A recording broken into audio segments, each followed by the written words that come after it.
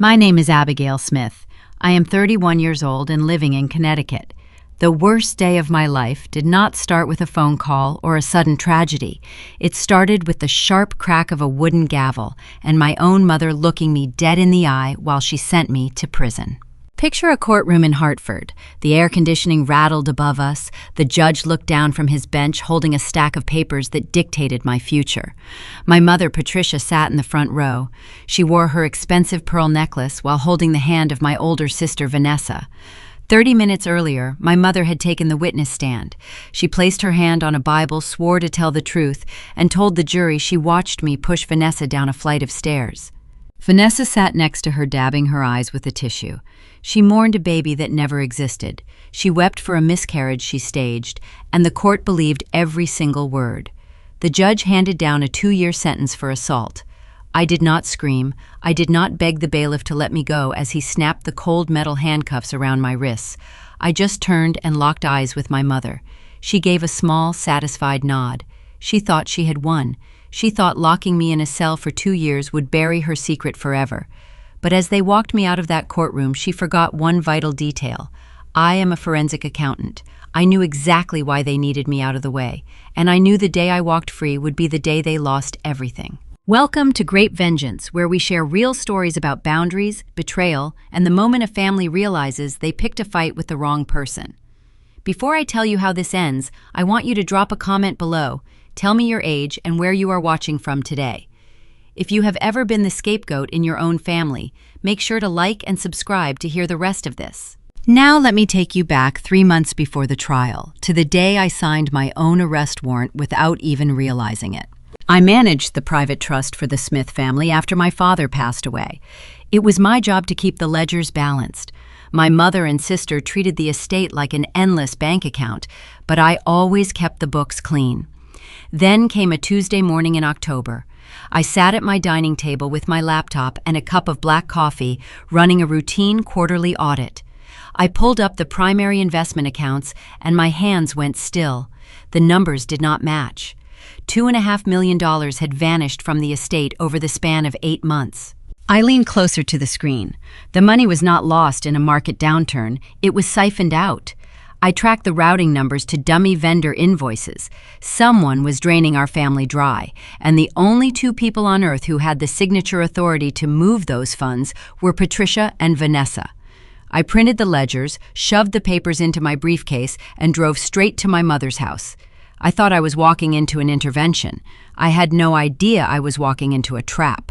I sat in my kitchen with the morning light hitting the stack of financial records. My father built a logistics empire from a single warehouse. Before his heart failed, he made me the manager of the private family trust. He knew I was a forensic auditor. He also knew my mother and my older sister viewed money as water flowing from an endless tap. My job was simple: protect the principal, distribute the monthly allowances, keep the estate secure for the next generation. I took that duty seriously. For 3 years, the ledgers balanced perfectly. Then I opened the third quarter corporate filings. I dragged my finger down the printed spreadsheet. A chill crawled up the back of my neck. I pressed my palm flat against the kitchen table to steady myself. The math was wrong. Not by a few $100s or a clerical error. $2.5 million had evaporated. I pulled up the bank portals. I ran the routing numbers. The money did not disappear into a bad investment. It was systematically drained. Over the past 8 months, 20 different wire transfers had been sent to a shell company listed under a generic consulting name.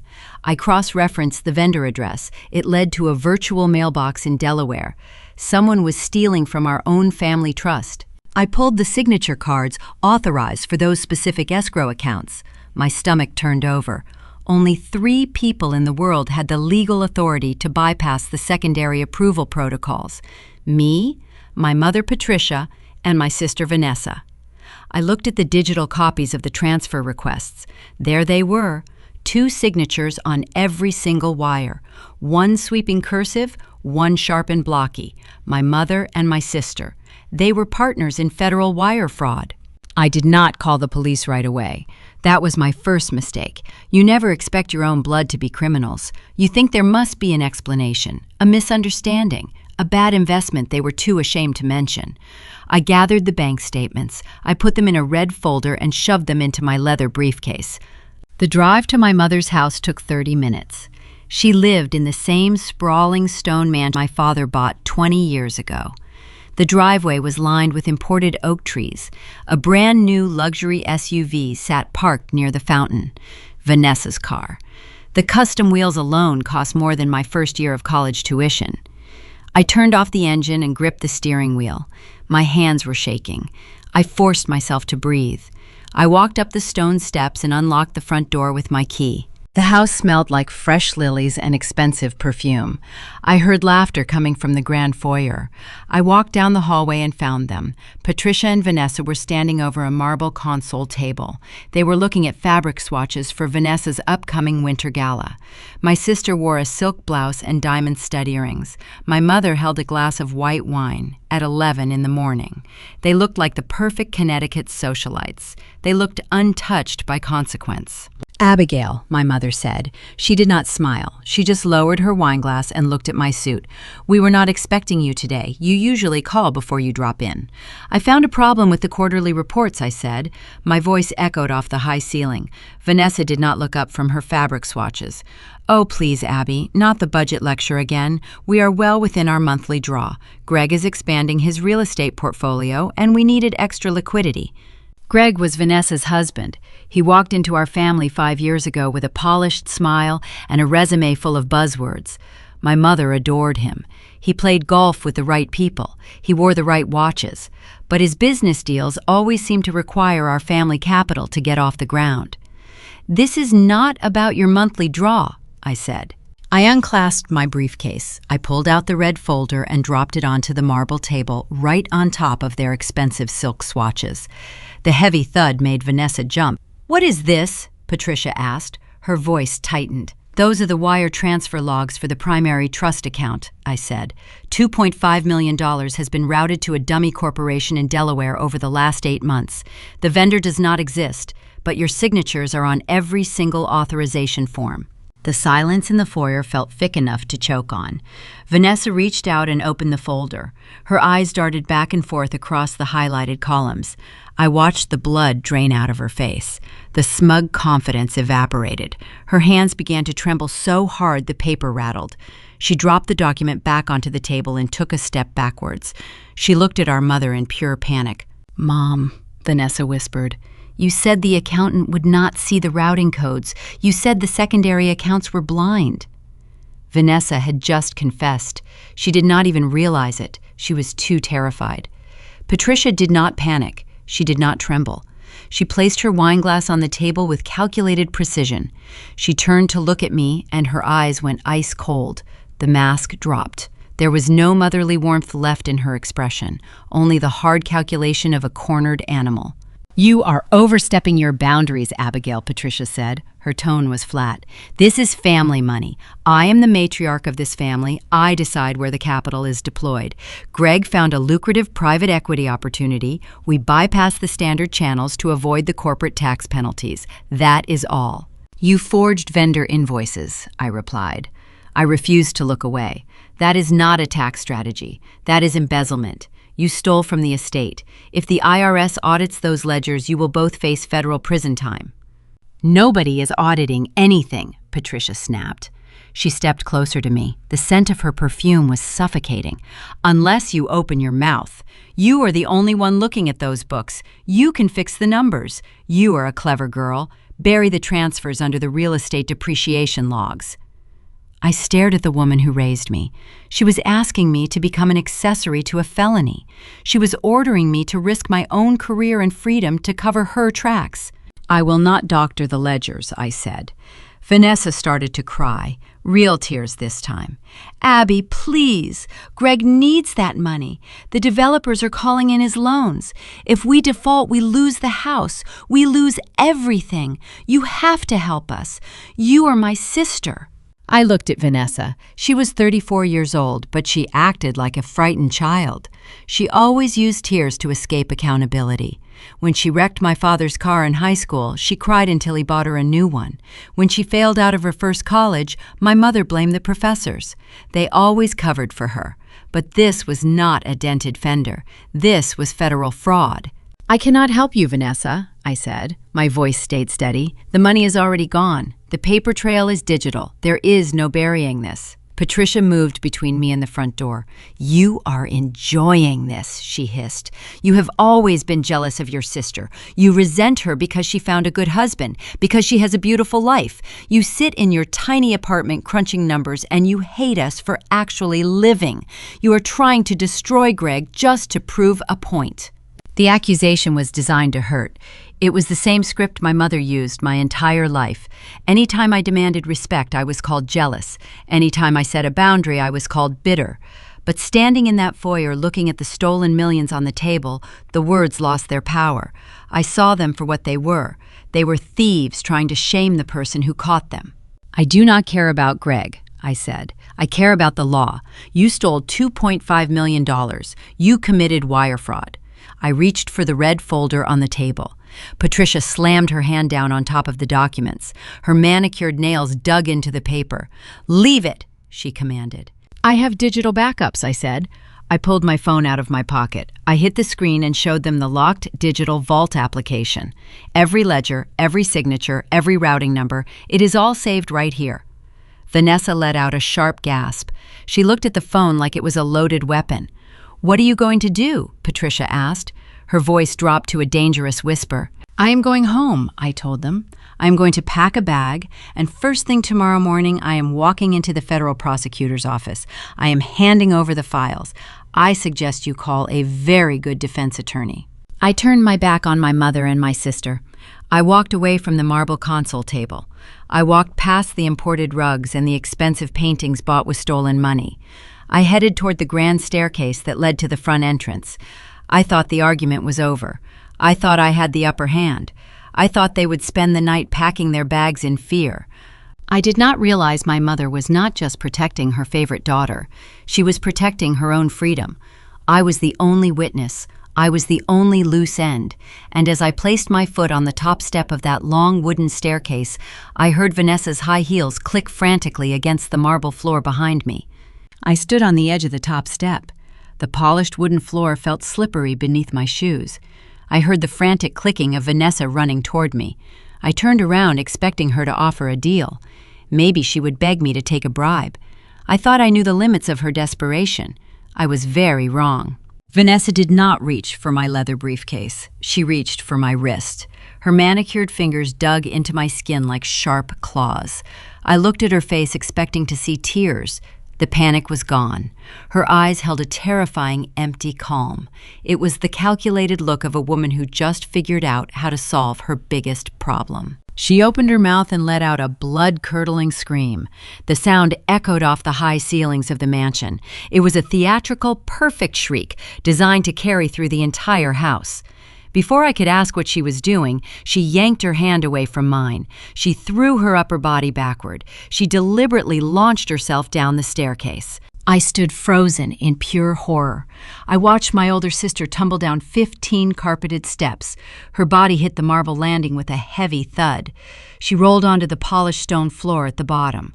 For a split second, there was dead silence in the foyer. Then the screaming started again.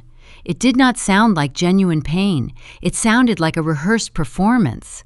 The heavy oak doors of the den banged open. Greg rushed into the hallway. He wore a tailored navy suit and a panicked expression. Patricia ran down the corridor right behind him. Vanessa curled into a tight ball on the floor. She clutched her flat stomach with both hands. She wailed louder as Greg knelt beside her. "My baby," Vanessa sobbed hysterically. "Greg, she killed our baby. Abby pushed me. She shoved me down the stairs." I stopped breathing. I did not even know she was supposedly pregnant. No one had mentioned a baby during our argument. It was a calculated, weaponized lie. I looked down from the top of the steps. Greg glared up at me, playing the role of the enraged father perfectly. His jaw was clenched, his fists were balled, but it was my mother who truly chilled my blood. Patricia knelt next to Vanessa and stroked her hair. Patricia looked up at me. She did not look shocked. She did not look devastated. She looked victorious. They were not just covering up a financial crime. They were framing me to silence the only witness. If I was locked in a prison cell, nobody would listen to my claims about the family trust. I would just be a convicted felon spinning wild stories about wealthy, respectable people. Someone dialed 911. The sirens wailed in the distance and grew louder. Flashing red and blue lights illuminated the front windows. 2 police officers burst through the front door.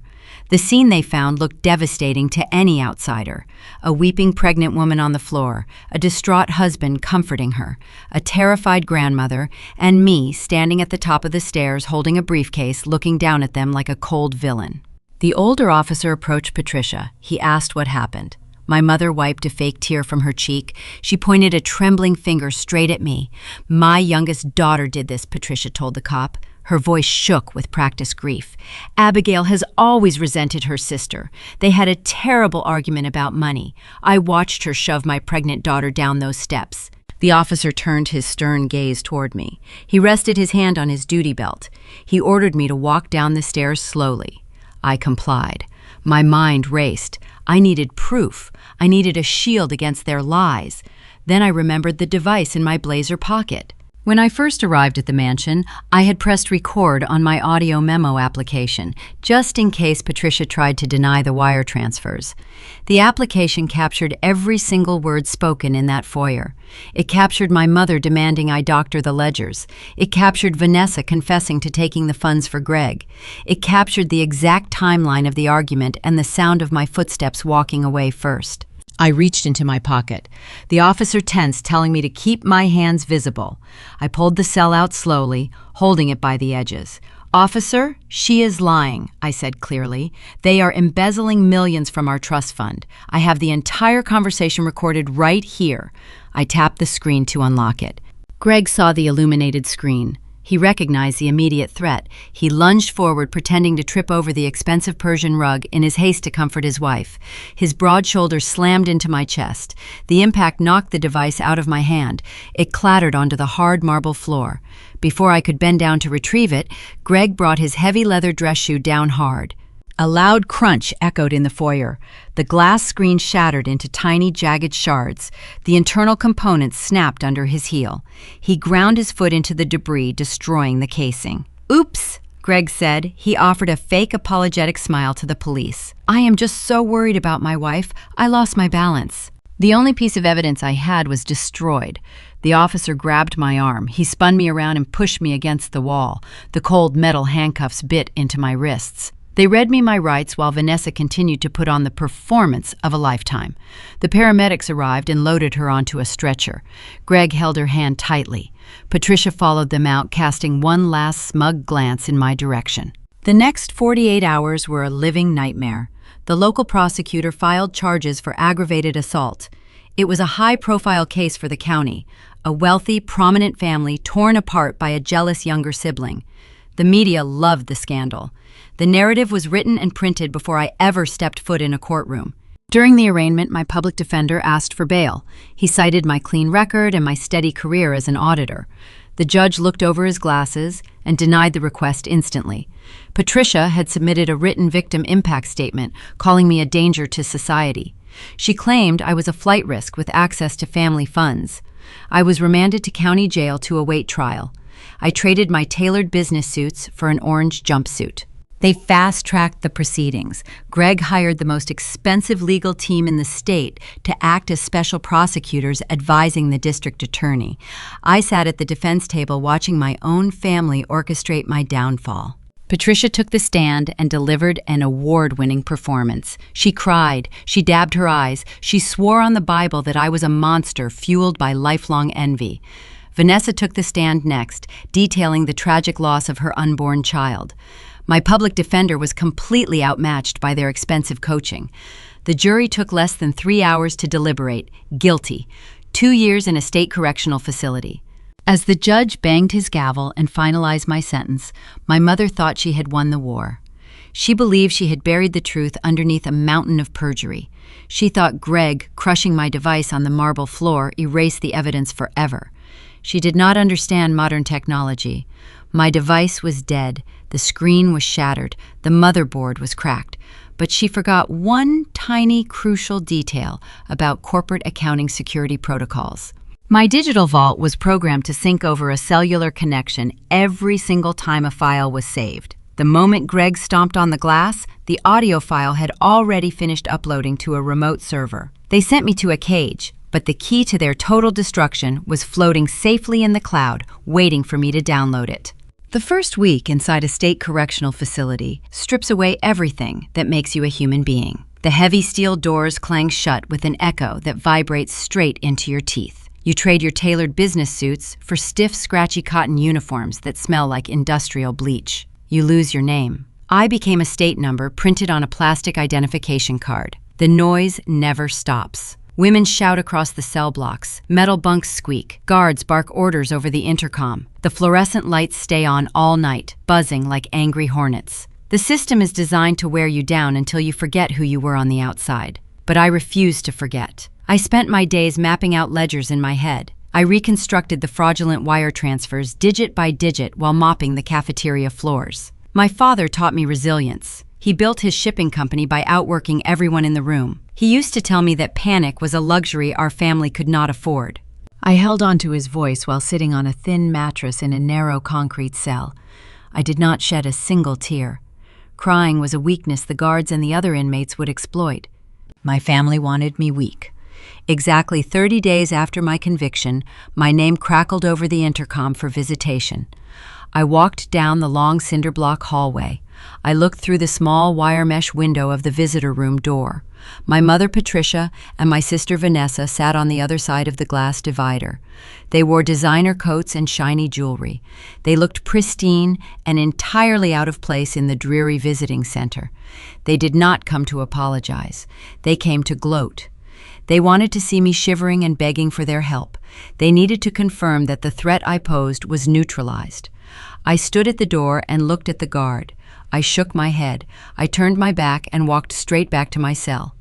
They came on the first of every single month like clockwork, every time I refused the visit. I left them staring at an empty plastic chair on the other side of a dirty glass partition. My absence drove my mother crazy. Control was her oxygen, and I was cutting off her supply. She could lock me in a cage, but she could not force me to look at her. 9 months into my sentence, the psychological warfare escalated. The mail cart rolled down the cell block after morning count. The guard handed me a thin, white envelope. The return address belonged to my personal banking institution in Hartford. This was the local branch where I kept my own salary from my auditing firm. It had nothing to do with the Smith Family Trust. I tore open the paper expecting a routine tax statement. Instead, I found a zero balance notification. I scanned the transaction history. A sudden withdrawal of my life savings had processed 2 weeks prior. Over $200,000 was gone. The memo line read, "Legal restitution." I requested a phone call and reached a bank representative. The truth made the blood run cold in my veins. Greg and Patricia had manufactured a fake power of attorney document. Greg worked in commercial real estate, so he had easy access to crooked notaries who would stamp anything for a fee. They used my mother's status as my next of kin, alongside my criminal conviction, to file a civil claim against my estate. They demanded restitution for the emotional distress and medical bills regarding Vanessa's fake miscarriage. A sympathetic local judge signed the default order because I was incarcerated and unable to attend the civil hearing. My family drained my personal checking and savings accounts dry. They took my money so I could not buy soap or toothpaste or decent food from the prison commissary. They wanted to starve me out. They wanted me dialing their number, pleading for a $20 deposit so I could afford basic hygiene products. They wanted to force me into submission through poverty. They thought they took my last dime. They underestimated a forensic accountant who spent her entire career preparing for worst-case scenarios. During those frantic 48 hours before my arraignment, I knew Patricia was setting a deadly trap. I knew the criminal justice system favored wealthy, grieving mothers over defiant daughters. I knew I was going to lose the initial battle, so I took extreme precautions. Before the state froze my assets or my family could file their bogus lawsuits, I quietly liquidated my core investment portfolios. I transferred the bulk of my wealth into a blind offshore limited liability company registered in a jurisdiction that does not share financial data with American civil courts. The money was untraceable.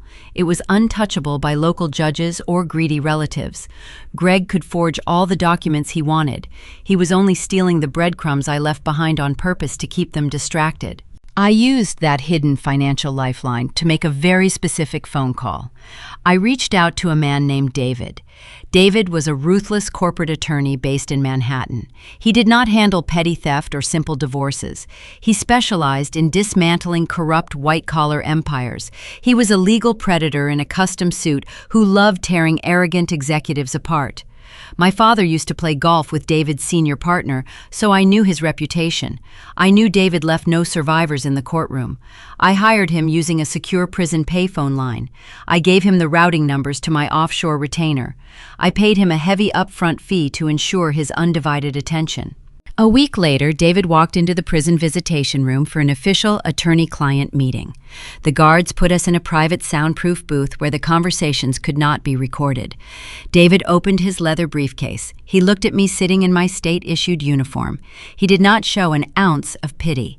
That was exactly why I hired him.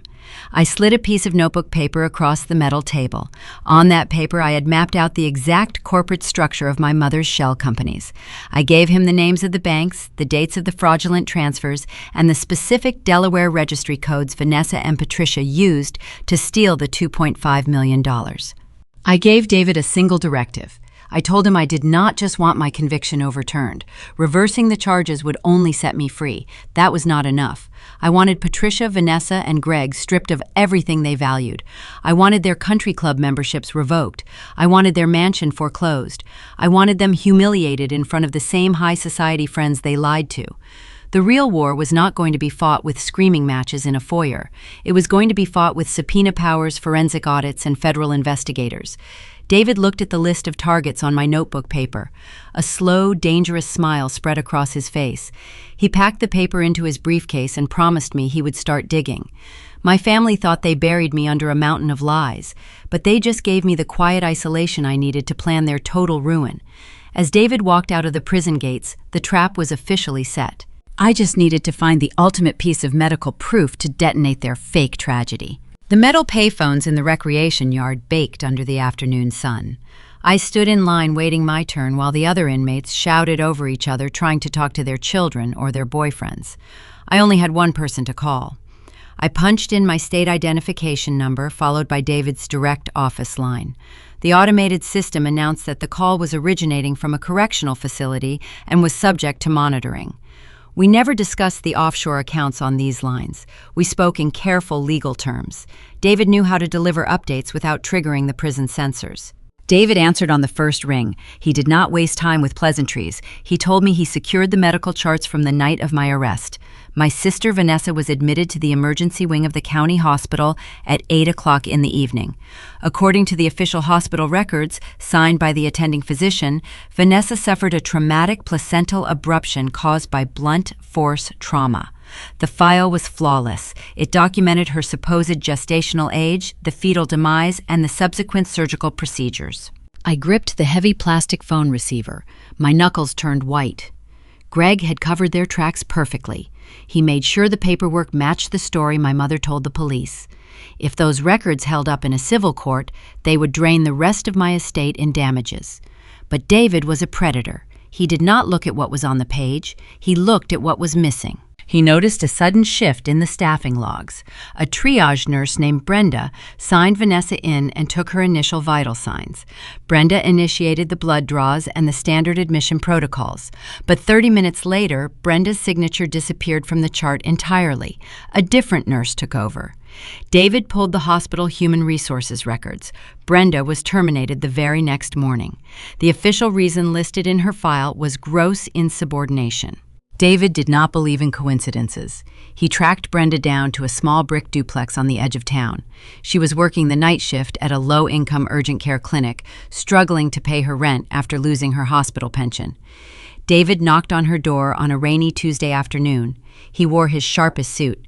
He did not offer her a bribe. He offered her a chance to ruin the men who destroyed her career. David told me exactly how that conversation went while the prison yard buzzed around me. Brenda invited him inside. She looked at his business card and let out a bitter laugh. She knew exactly why he was there. She had been waiting for someone to ask about the Smith family for nearly a year. Brenda recounted the night Vanessa was wheeled through the sliding glass doors. Vanessa was wailing, holding her stomach, putting on a spectacular performance.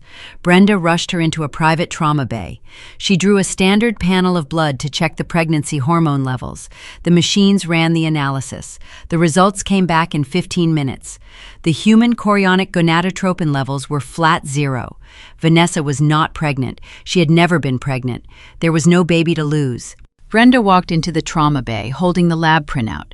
She prepared to inform the doctor that the patient was experiencing a hysterical phantom pregnancy or was outright lying. Before she could speak, Greg intercepted her. He pulled Brenda into the hallway. He told her to throw the lab results in the biohazard bin.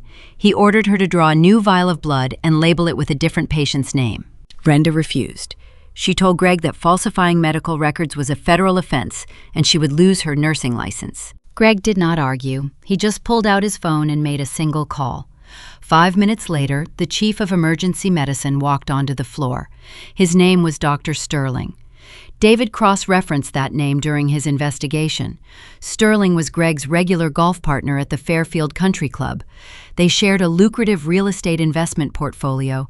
Greg heavily funded Sterling's private medical research foundation. Sterling cornered Brenda at the nurse's station. He demanded she hand over the chart.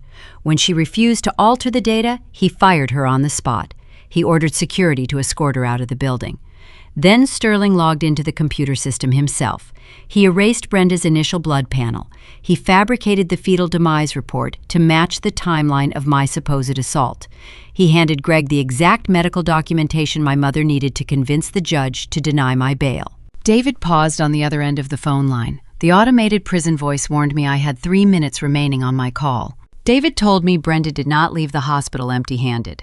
Before security marched her out the back doors, she slipped the original paper printout of the unaltered blood test into her scrub pocket. She kept that piece of paper hidden in a locked filing cabinet in her duplex for 9 months. She knew Greg was a dangerous man. She kept it as an insurance policy in case he ever tried to frame her for the medical malpractice. She handed the original printout to David. It had the hospital watermark, the exact timestamp of Vanessa's admission, and the unmistakable 0 hormone result. I leaned my forehead against the cold metal casing of the payphone. The concrete yard faded away, the shouting inmates disappeared. For the first time in a year, I felt the heavy, crushing weight lift off my chest. I had them. I had concrete, undeniable medical proof that my sister committed aggressive perjury. I had the evidence to prove my mother lied under oath to send her own daughter to prison. David sounded almost giddy. He told me he was drafting a motion to vacate my sentence. He planned to march into the district attorney's office the following morning. He promised me I would be sleeping in my own bed by the end of the week. I closed my eyes. I pictured my mother sitting in her marble foyer drinking white wine. I pictured Vanessa shopping for designer clothes with the money they stole from the family trust. I thought about the days I spent scrubbing prison toilets while they liquidated my personal savings accounts. Getting out of prison was not enough. If David took that medical report to the judge, the district attorney would release me. But the scandal would remain contained within the criminal court.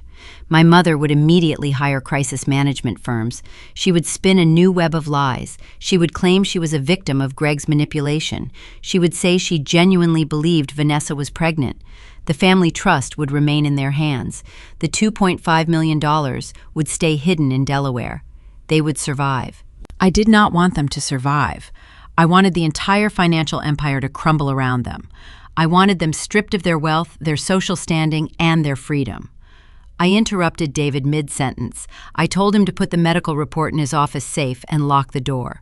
I ordered him not to file the motion. David went completely silent. He asked me if I was losing my mind. He reminded me I was sleeping on a thin mattress surrounded by violent offenders. I kept my voice low and steady. I explained my strategy. I had 6 months left on my sentence. That was exactly enough time to finish the financial investigation. I wanted David to trace every single dollar Greg stole from the estate. I wanted the offshore accounts mapped out. I wanted the fraudulent vendor invoices packaged neatly into a federal whistleblower complaint. When I finally dropped the hammer, I wanted the FBI, the Securities and Exchange Commission, and the local police involved all at once. I wanted an ambush they could never escape. David listened to my plan. I heard him tap his expensive pen against his mahogany desk. He let out a low chuckle. He agreed to hold the medical evidence. He promised to shift his focus entirely to the money trail. He warned me that I was playing a very dangerous game of chicken with my own life. I told him I was already in a cage, so I had nothing left to lose. The automated voice announced my call was disconnecting in 30 seconds. Before the line dropped, David gave me one last piece of information. While he was digging through the shell corporations linked to the Delaware address, he found a travel agency invoice. Greg had used the stolen trust money to charter private transport, but he did not book a family vacation for Vanessa and Patricia. David found a single airline ticket issued solely in Greg's name. It was a one-way flight to the Cayman Islands, scheduled for the end of the month. The dial tone hummed in my ear. I hung up the heavy receiver. Greg was not just stealing from the estate. He was planning to abandon his wife and his mother-in-law to face the fallout alone. The golden child was about to be discarded by her own perfect husband, and I was going to make sure my mother watched her entire world burn to ash. I had exactly 6 months left on my 2-year sentence. My attorney David had just uncovered the ultimate betrayal. Greg was quietly packing his bags for a tropical island. I needed to keep my mother and sister looking in the wrong direction while David built an ironclad federal case. I decided to give my family exactly what they came for. I stopped washing my hair. I rubbed harsh institutional soap into my eyes until the whites turned bloodshot. I stayed awake for 3 consecutive nights, listening to the guards pacing the cell block.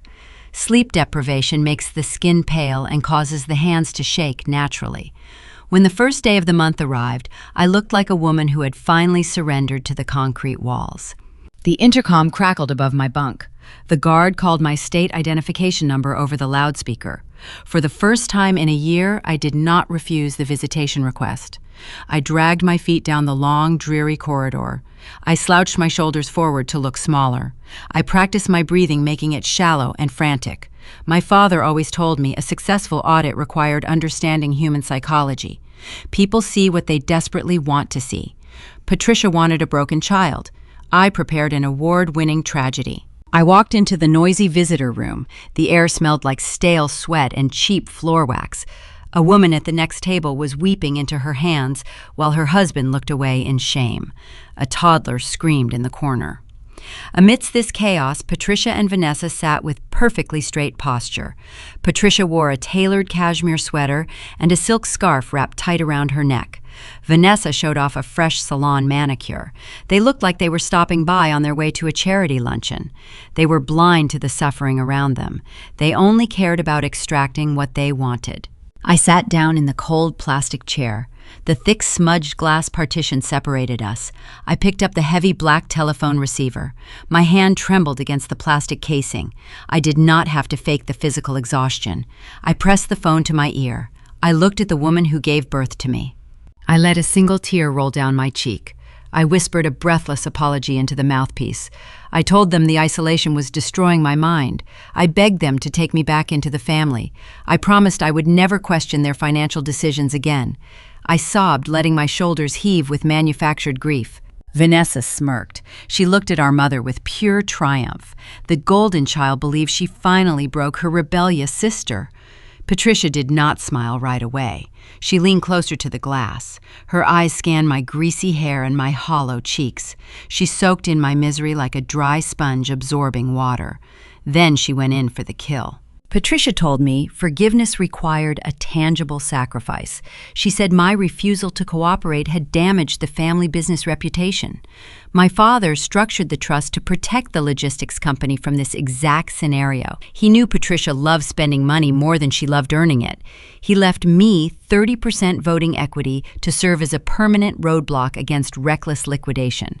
As long as I held those shares, Patricia could not sell the core warehouse properties. She needed my signature to authorize any major asset dump. For a year, she tried to find legal loopholes to bypass my ownership. When the courts blocked her, she realized she had to force me to surrender. That was why they starved my commissary account. They wanted to create a desperation so deep I would trade millions for a warm meal. Patricia claimed surrendering my birthright was the only way to make our family whole again. Patricia reached into her designer handbag. She pulled out a thick stack of legal paperwork. Greg had clearly prepared the contracts. I saw the gold foil of a notary seal already pressed into the bottom corner. A corrupt real estate notary had illegally certified the blank pages before Patricia even walked into the prison. Patricia slid the papers through the narrow metal slot beneath the window. She handed me a blue pen. She promised to deposit $50 into my commissary account if I signed the transfer. She treated my inheritance like a cheap negotiation. The paperwork slid onto my side of the counter. I touched the crisp white bond paper. The contract was drafted by a high-priced corporate law firm. It transferred all my equity directly into a holding company managed by Greg. He was setting them up for the final kill. If this document was valid, Greg could liquidate the logistics warehouses, wire the cash to his offshore accounts, and leave Patricia with nothing but massive corporate debt. I stared at the dotted lines. I let my jaw tremble. I picked up the blue pen, acting like a woman signing away her soul. But my mind was running a brilliant legal calculation. I gripped the pen tight enough to turn my knuckles white. I scribbled my signature. I pushed the papers back through the slot. Vanessa practically snatched the documents out of my fingers.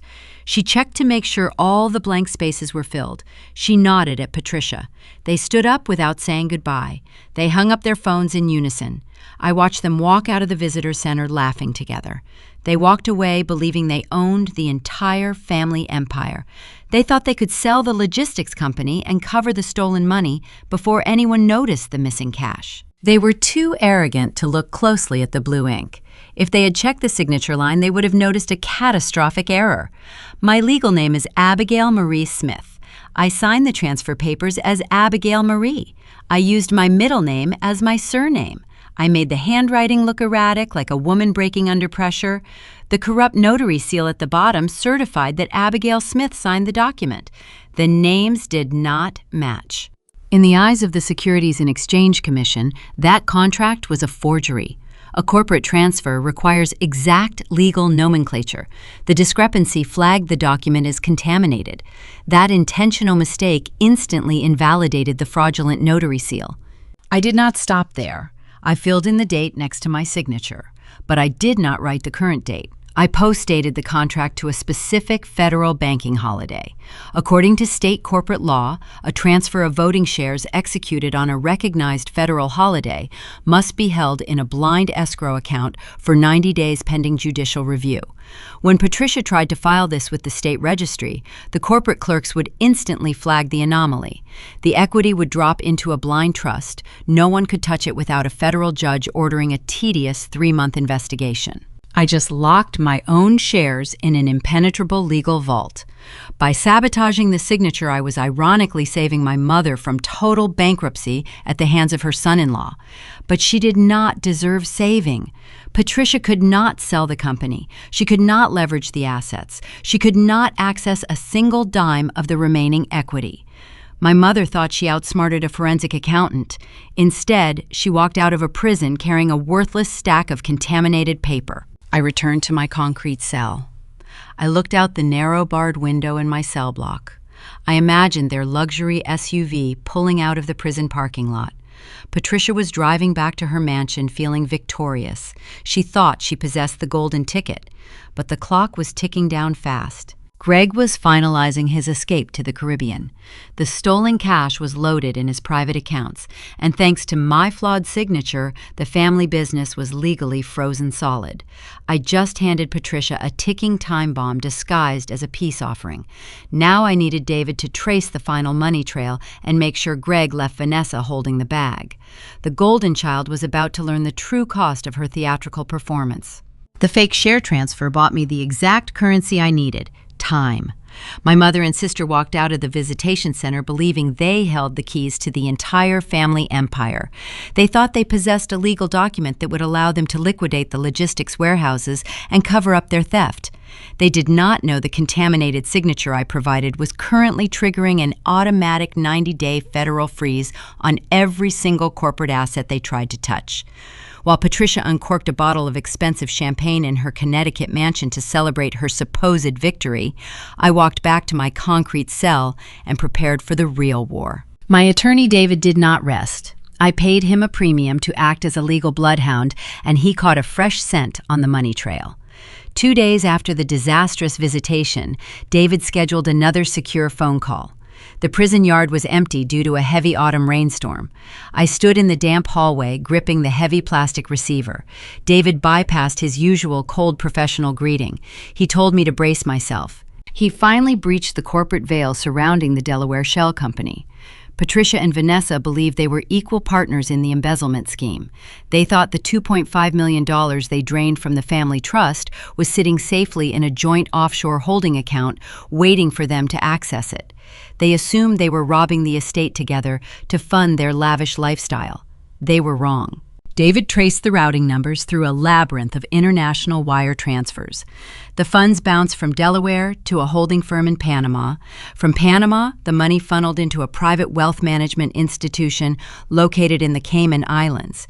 David utilized a high-level skip tracer to pull the original incorporation charter for that offshore entity. The account did not list Patricia as a beneficiary. It did not list Vanessa as a co-signer. The offshore corporation was structured as a single-member limited liability company. It had one sole proprietor, one exclusive signature authority, one designated owner, Greg. My sister's polished, charming husband orchestrated the entire theft from the very beginning. He built a financial fortress in the Caribbean and put his name on the deed. He was not stealing the money to save his failing real estate deals. He was not stealing the money to keep Vanessa clothed in designer brands. He was stealing the cash to build his own golden parachute. I stood in the prison hallway listening to the rain beat against the barred windows. The true scope of his deception hit me like a physical blow. Greg was a parasite who always craved upper-class status. He married into our family because Vanessa had a massive trust fund, but he quickly realized my father appointed me as the financial gatekeeper. I protected the principal. I refused to fund his reckless ventures. Greg knew he could never drain the estate as long as I held the ledgers. So he turned my own family against me. He played on my mother's boundless greed and my sister's deep insecurity. He convinced them that bypassing the trust protocols was a brilliant tax strategy. He guided their hands when they forged the vendor invoices. When I discovered the missing funds and confronted them in the foyer, Greg realized his entire house of cards was about to collapse. He needed a scapegoat. He needed a distraction. He whispered the plan to Vanessa. He told her to fake the fall. He orchestrated the hysterical miscarriage narrative. He bribed his golfing buddy at the hospital to falsify the medical charts. He crushed my phone under his heel to destroy the audio recording. Greg engineered my imprisonment not just to silence me, but to leave his wife and his mother-in-law holding the smoking gun. David read the recent banking activity aloud over the phone. Greg was quietly liquidating everything he could touch.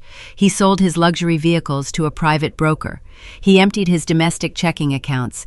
He booked a one-way first-class ticket to Grand Cayman, departing in less than 3 weeks. He was preparing to vanish. He planned to leave Vanessa facing federal wire fraud charges alone while he drank on a tropical beach with $2.5 million of our family money. Vanessa was a monster who lied under oath to send her own sister to a concrete cage, but she was also a blind pawn in a sociopathic game. I faced a profound moral dilemma. I gripped the phone cord tight enough to leave a red mark across my palm. I could ask David to contact the local authorities right now. I could demand a monitored phone call to the mansion. I could warn my sister that her perfect marriage was a calculated financial extraction. I could tell her the man she loved was packing a bag to leave her penniless and facing decades in federal prison. I thought about the cold, satisfied nod my mother gave me in the courtroom. I thought about Vanessa crying fake tears while the judge locked me in chains. I thought about the months I spent eating stale bread and scrubbing filthy concrete floors while they drained my personal savings accounts to fund their country club lunches. They did not deserve my mercy. They earned this destruction. I chose the cold, calculated route. I instructed David to keep the authorities out of it for now. I did not want Greg arrested before the paranoia set in. I wanted my mother and sister to realize their mistake on their own. I wanted them to feel the sheer terror of betrayal before the handcuffs clicked around their wrists. I told David to print out page 4 of the offshore banking dossier. Page 4 was a simple, undeniable summary sheet. It showed the Cayman Islands Bank logo. It displayed the current balance of $2.5 million, and it listed Greg as the sole individual authorized to access the funds. It was a digital death warrant for their fragile alliance. I gave David precise instructions. He was not to use his expensive law firm stationery. He printed the document on cheap standard copy paper. He folded it neatly and placed it inside a plain white envelope. He wrote my mother's home address by hand using a standard black pen. He drove to a generic post office in a different zip code to ensure the postage stamp could not be traced back to his Manhattan office. He mailed the single sheet of paper directly to the Smith family mansion via priority overnight delivery. There was no return address. There was no explanation note attached. There was no threat written in the margins. The math alone was the weapon. I hung up the phone and walked back to my cell. A strange, serene calm washed over me. For the first time since the judge slammed his wooden gavel, I slept soundly through the night. The envelope arrived in Connecticut the following morning. I knew my mother's routine by heart. The postal carrier always dropped the mail through the brass slot in the front door right before 10 o'clock. Patricia always took her morning coffee into the sunroom to sort through the letters. She expected invitations to charity galas. She expected premium catalog deliveries. She did not expect a forensic accounting document proving her beloved son-in-law was a world-class con artist. I spent the afternoon working my shift in the prison laundry room. The humid air smelled of industrial detergent. I folded coarse gray sheets with methodical precision. I kept my eyes on the clock mounted on the cinder block wall. I counted the hours, knowing the envelope was already open. I knew the exact moment the poison took root in her mind. At 4 o'clock in the afternoon, the heavy steel door of the laundry facility swung open. A corrections officer stepped inside, holding a yellow notification slip. She looked annoyed. She walked over to my station and slapped the paper onto the metal folding table. She told me I had an urgent situation. The front desk was fielding frantic phone calls from a woman claiming to be my mother. Patricia was demanding an emergency line clearance. She told the prison staff it was a matter of life and death. The guard said my mother sounded hysterical, weeping and screaming at the receptionist to put me on the phone immediately. The guard pointed her thumb toward the administrative office. She offered to escort me to the warden's desk to take the emergency call. I looked at the yellow slip of paper. I thought about Patricia staring at that Cayman Islands bank statement. I pictured the terror setting into her bones as she realized Greg held all the cards and she held nothing but forged documents and liability. Her perfect facade was shattering into a million sharp pieces on her expensive marble floor. I picked up a damp gray sheet and snapped it flat. I shook my head. I told the guard I did not wish to accept any incoming calls today or any other day. I let it go to voicemail. I sat on my narrow bunk staring at the cinder block wall. I ignored the emergency phone call. I knew exactly what was happening 30 miles away in that sprawling stone mansion. My attorney David had paid a private investigator to keep an eye on the property. The details of that afternoon were relayed to me later, but the sequence of events was perfectly predictable. A single sheet of paper had detonated a financial bomb inside their perfect Connecticut life. My mother and my sister built their entire reality on the assumption that they were the smartest people in any room. They believed their deceit was bulletproof. They never anticipated that a simple bank statement could shatter their fragile alliance. Patricia left the plain white envelope sitting on the marble kitchen island. She was too terrified to deal with it after opening it. She poured herself a stiff drink and retreated to her master bedroom, locking the door behind her. That was when Vanessa walked into the house. My older sister had just returned from a high-end boutique. She carried shopping bags filled with designer clothes bought on credit. She set the heavy bags down on the counter and saw the discarded paper. She pulled the single sheet out of the envelope. Vanessa was not a trained forensic accountant, but she knew how to read a basic ledger balance. Her eyes scanned the printed text. She saw the offshore banking logo. She saw the $2.5 million, and she saw Greg listed as the sole proprietor. The man who promised her the world, the man who convinced her to frame her own sister, was hoarding their stolen wealth in a private Caribbean vault. Vanessa realized she was not a partner in his criminal enterprise. She was just another asset he used and discarded. The investigator parked across the street reported hearing the screaming through the closed windows of the estate. Vanessa confronted her husband the moment he walked through the front door from his golf club. She threw the bank statement directly at his chest. She demanded an explanation. She screamed that they were supposed to share the money. Greg did not try to deny the offshore account. He did not offer a charming excuse or a smooth lie. His mask slipped away entirely. He realized his secret escape route was exposed, and he no longer needed to pretend. Instead of apologizing, Greg turned ice cold. He looked at his wife with pure disgust. He told Vanessa she was a dangerous liability. He reminded her she was the one who faked a miscarriage and filed a false police report. He pointed out that her signature was on the fraudulent vendor invoices. He made it very clear that if the federal authorities ever came knocking, he would testify against her to save his own skin. He had the money and she had the criminal exposure. Greg walked up the grand staircase. He packed a single leather duffel bag with his expensive watches and custom suits. Vanessa followed him down the hallway, sobbing and pleading. The golden child was finally experiencing the sharp edge of betrayal. She grabbed his arm, begging him not to leave her alone to face the consequences. Greg shook her off. He walked right past her. He marched out the front door, threw his bag into his luxury sedan, and drove away. He checked into an expensive downtown hotel, leaving his wife and his mother-in-law trapped in a sinking ship. Patricia heard the front door slam. She walked downstairs and found Vanessa crying hysterically on the foyer floor. My mother realized she had lost her son-in-law and the stolen trust funds in one single afternoon. Pure panic set in. She had towering credit card debt and zero liquid cash. But Patricia thought she still held one final trump card. She remembered the corporate share transfer I signed in the prison visitation room just a few days prior. She grabbed the paperwork from her home office and drove straight to her wealth management firm in downtown Hartford. She marched past the receptionist and slapped the documents onto her banker's desk. She demanded immediate liquidation of my 30% equity in the logistics company. She instructed the broker to wire the proceeds directly into her personal checking account so she could pay off her creditors. The senior banker reviewed the pages. He typed the information into the state corporate registry system. Then his fingers stopped moving. He looked at the signature line. He adjusted his glasses and looked up at Patricia. He informed her the transfer was legally invalid. He pointed out the signature did not match the legal entity on file. Abigail Marie was not a recognized shareholder.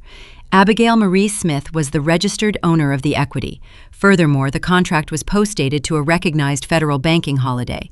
The banker explained that local corporate regulations required the state to freeze the shares in a blind escrow account for 90 days due to the irregular filing status. Patricia demanded to speak to the branch manager. She threatened to close all her accounts and ruin his career. The banker calmly explained that her accounts were already severely overdrawn. He handed the worthless paperwork back to her. He told her she had zero authority to touch the company assets and asked her to leave the premises. My mother left the bank trembling with unhinged rage. She had no money. She had no control over the business. Her partner in crime was a flight risk hiding in a hotel room. She drove her luxury vehicle well over the speed limit straight to the state correctional facility. The guards called my name over the intercom. They told me I had a visitor. This time, it was not a frantic phone call. Patricia showed up in person, demanding to see me. I walked down the long, gray cinder block hallway. I did not slouch my shoulders. I did not shuffle my feet. I did not rub soap in my eyes to look exhausted. I stood tall. I walked into the visitor center with my spine straight and my head held high. I felt more powerful in my scratchy state uniform than she did in her designer cashmere. Patricia sat on the other side of the glass partition. She did not look like a pristine Connecticut socialite anymore. Her expensive silk scarf was crooked. Her hair was messy and unkempt. Her eyes were wide and frantic. She clutched the heavy black telephone receiver with both hands gripping it like a lifeline. I sat down in the plastic chair. I picked up the phone. I did not say a single word. I just watched her unravel. "You tricked me," Patricia hissed into the mouthpiece. Her voice shook with raw fury. "You ruined the contract. The bank froze the shares. You have to sign a new document right now. I brought fresh paperwork. You need to fix this mistake." She slapped a new stack of papers against the glass. She pounded her fist against the thick partition. A nearby guard took a step forward, warning her to keep her hands off the window or face immediate ejection. I looked at the woman who perjured herself to put me in a cage. I looked at the desperate animal she had become. The contrast between my steady, calm demeanor and her erratic behavior was glaring. A few days ago, I sat in this exact chair weeping and begging for her mercy. Now I sat perfectly still, watching her drown in the shallow water of her own greed. "I am not signing anything," I said. My voice was smooth and even. "You have to," Patricia demanded. Tears of pure frustration spilled down her cheeks. "Greg left us. He has all the money. The logistics company is locked. If I cannot sell those warehouses, the creditors are going to take the house. We will have nothing, Abigail. You are destroying your own family." I let a slow, cold smile spread across my face. It was the first time I smiled in an entire year. "You destroyed this family the moment you took the witness stand," I replied. Patricia stared at me. The realization washed over her face, erasing the anger and leaving only sheer terror. She finally understood she was never in control. I had orchestrated every single move since the day I handed her that forged signature. I played the broken victim just to hand her a poisoned apple, and she took a deep bite without checking the core. She begged me again. She offered to hire a high-priced appellate lawyer to get me out early. She promised to give me my old job back. She bargained with empty chips she no longer owned. I leaned closer to the glass. I looked my mother dead in the eye, refusing to blink. "I will fix the paperwork when I get out," I whispered. "Next month." I hung up the phone. I stood up from the plastic chair. I turned my back on her while she screamed my name through the thick glass. I walked back to my cell, leaving her trapped in a nightmare she created. The psychological trap had sprung shut. Now I just had to wait for the calendar to turn. My release day was approaching, and the real ambush was already waiting at the gates. Greg poured a glass of expensive bourbon. He sat in his downtown hotel room overlooking the Hartford skyline. His leather duffel bag sat packed by the door. His flight to the Cayman Islands was scheduled to depart in less than 12 hours. He opened his laptop and logged into his offshore wealth management portal. He needed to execute one final maneuver. He planned to route the stolen trust funds from the Caribbean to a secure, non-extradition bank in the Middle East. He typed his secure password. He navigated to the transfer screen and entered the receiving account numbers. He pressed the enter key to initiate the wire. The screen buffered for 10 seconds. A red error code flashed across the display. Account frozen, pending judicial review. Greg stopped breathing. He dropped his glass of bourbon. The amber liquid spilled across the desk and dripped onto the carpet. He grabbed his cell phone and dialed his private broker in Grand Cayman. The phone rang 5 times before the broker answered. The man on the other end delivered the fatal news. A corporate attorney named David had filed an ex parte injunction in federal court early that morning. David submitted sealed evidence of suspected corporate fraud and international money laundering. A federal judge signed an emergency order freezing every single asset tied to Greg. The broker explained that the funds were locked down. Greg could not withdraw a single dollar. Greg ended the call. His hands shook. He looked at his packed duffel bag. He had no access to the stolen wealth. His domestic accounts were empty. His credit cards were tied to the failing family estate. He was grounded. The brilliant con artist was trapped in a hotel room with nowhere to run and no money to fund his escape. Across town, Vanessa was orchestrating her own desperate survival plan. She realized her husband had abandoned her. She knew her mother was paralyzed by the frozen corporate shares. The golden child decided to protect her own skin. She drove her luxury SUV to a high-priced criminal defense firm. She did not bring Patricia with her. She sat across a mahogany desk from a senior partner. She opened her designer handbag and pulled out a stack of copied trust ledgers. Vanessa used the same fake tears she deployed in the courtroom a year ago. She wept into a tissue. She told the defense attorney that Patricia was a tyrant. She claimed her mother forced her to sign the fraudulent vendor invoices under extreme duress. Vanessa spun a tragic tale of emotional abuse. She stated that Patricia threatened to cut off her inheritance if she did not participate in the embezzlement scheme. The defense attorney listened quietly. He asked Vanessa if she was willing to testify against her mother in a federal court. Vanessa did not hesitate. She nodded her head. She offered to turn state evidence and wear a hidden wire if it meant securing federal immunity for herself.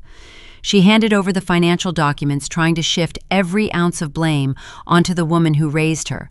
The alliance between the mother and the favorite daughter evaporated the moment the money ran out. They were sharks trapped in a shrinking pool, taking bites out of each other to survive. Patricia sat alone in the dark foyer of the family mansion. The electricity remained on, but the silence felt suffocating. She stared at the marble console table where the entire nightmare began. The house phone rang.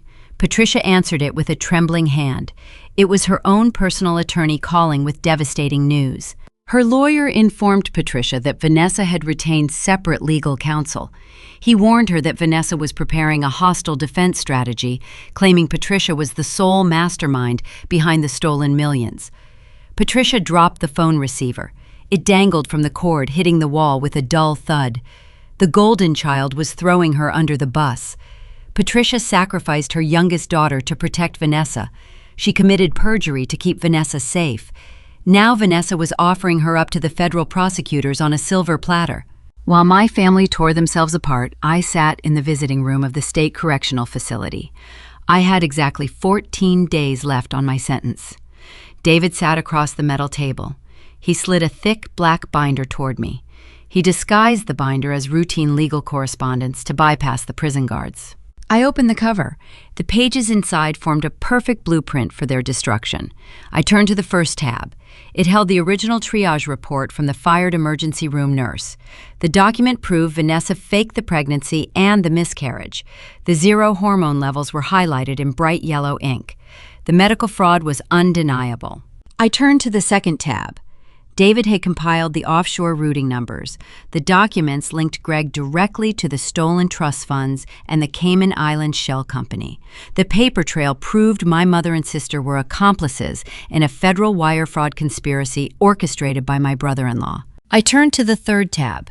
It contained a certified written transcript of the audio recording from the foyer. David had retrieved the digital file from my cloud backup server. Every word spoken before the fall was documented. The transcript proved Patricia knew the accident was a staged event before the police ever arrived. Every piece of the puzzle was verified and ready for deployment. The trap was set. The doors were locked from the outside. I ran my fingers over the crisp paper. I felt a deep sense of peace. I closed the binder and handed it back to David. He gave me a sharp nod. He promised to have everything staged for the morning of my release. The days bled into each other. I continued my routine. I folded laundry. I ate the bland cafeteria food. I did not speak to the other inmates. I kept my head down and focused on the calendar. On my final evening in the state facility, a corrections officer walked up to my cell. She unlocked the heavy steel door. She handed me a clear plastic bag containing my civilian clothes. The state requires inmates to leave in the garments they arrived in. I reached into the bag and pulled out my dark tailored business suit. It was the same suit I wore the night the police placed me in handcuffs. The fabric was wrinkled from sitting in an evidence locker for 2 years. I put the suit on. The blazer hung loose on my shoulders. I had lost weight eating the prison rations. I walked over to the small sink in the corner of my cell. I looked up at the scratched metal mirror bolted to the wall. I studied my reflection. My eyes were sharp, my posture was rigid. The terrified younger sister who begged for her mother to tell the truth was gone. The naive accountant who thought family loyalty meant something was dead. I smoothed the lapels of my jacket. I did not feel fear. I did not feel pity for the woman who birthed me or the sister who framed me. I watched my own chest rise and fall with slow, measured breaths. I was walking out of this cage in 12 hours. I was no longer a victim. I was the executioner. The heavy steel doors of the state correctional facility opened at exactly 8 o'clock in the morning. I stepped across the threshold and heard the electronic locks engage behind me, locking the concrete world away. The morning air hit my face. It did not smell like industrial bleach or stale cafeteria food. It smelled like damp asphalt and pine needles. The autumn wind cut through the thin fabric of my tailored suit jacket. I spent 2 years wearing a scratchy state-issued uniform. Now, the silk lining of my civilian clothes felt strange against my skin. I carried a small, clear plastic bag containing the items the guards confiscated on the night of my arrest: an expired driver license, a brass house key, a shattered cell phone. The items belonged to a naive woman who believed family meant loyalty. That woman died the moment her mother took the witness stand and swore an oath to a lie. I walked down the long concrete ramp leading toward the visitor parking area. My eyes adjusted to the bright morning sunlight. I scanned the rows of vehicles, expecting to find an empty lot. I assumed Patricia and Vanessa were hiding inside their stone mansion, drowning in their own financial ruin. I underestimated their sheer audacity. Parked near the front gate was a pristine black luxury sedan. Patricia and Vanessa stood next to the polished hood. My mother wore an expensive white trench coat belted tightly at the waist. My sister wore a dark designer dress that looked suitable for a high society charity brunch. They did not look like two women on the verge of federal indictment. They looked poised and ready for an audience. A man stood 3 feet away from them holding a professional camera equipped with a long telephoto lens. I stopped walking for a fraction of a second. The calculation clicked into place with the precision of a forensic audit. My mother was staging a media event. The fake share transfer I signed last month had frozen the family business assets. Patricia had no money. Her son-in-law was trapped in a downtown hotel with frozen offshore accounts. Her golden child was secretly talking to a criminal defense attorney. The entire family empire was burning to the ground. Patricia knew she could not fight the state corporate registry alone. She needed public perception on her side. The creditors were circling her estate. If the wealthy country club elite smelled blood, the banks would call in her loans immediately. She hired a local freelance photographer to capture a tearful family reunion outside the prison gates. She wanted a picture to splash across the society pages. She needed the world to believe our family was healed and united. More importantly, she thought a public photo opportunity would pressure me into fixing the flawed corporate signature to save face. She thought the presence of a camera would force me to play the role of the forgiven daughter. Vanessa saw me walking down the ramp. She activated her performance instantly. She covered her mouth with both hands. She let out a loud, dramatic sob that carried across the empty parking lot. She ran toward me across the pavement with her arms open wide. The freelance photographer raised his camera. The shutter clicked rapidly, capturing her fake display of sisterly affection. Vanessa expected me to freeze. She expected the public setting to trigger my lifelong habit of keeping the peace. I did not break my stride. I kept my eyes fixed on the horizon line behind her. As Vanessa lunged forward to wrap her arms around my shoulders, I simply took one step to the left. Vanessa grasped empty air. Her high heels wobbled on the uneven asphalt. She stumbled forward, almost falling onto the rough concrete. She caught her balance at the last second, but her carefully constructed pose was ruined. The photographer lowered his camera, looking confused. The picture-perfect reunion evaporated in 2 seconds. Patricia saw her master plan falling apart. She marched toward me. Her pristine white coat fluttered in the breeze. The polite society smile remained glued to her face for the sake of the camera, but her eyes were wild with panic. She closed the distance between us and stepped directly into my path, blocking my way to the street. "Smile for the camera, Abigail," my mother whispered through gritted teeth. "Do not do this. Do not embarrass us in front of the press. We came here to bring you home. We can fix everything. Just put your arm around your sister and smile." I looked at the woman who perjured herself to put me behind bars. She was begging me to save her reputation. She wanted me to participate in the exact same kind of theatrical lie that cost me 2 years of my freedom. She believed the illusion of a happy family was more important than the reality of her own crimes. I looked past my mother. A sleek black SUV idled at the far edge of the visitor parking lot. The tinted window rolled down. My attorney David sat in the driver's seat. He wore dark sunglasses and a sharp suit. He gave me a brief nod. The engine rumbled with quiet power. I stepped around Patricia.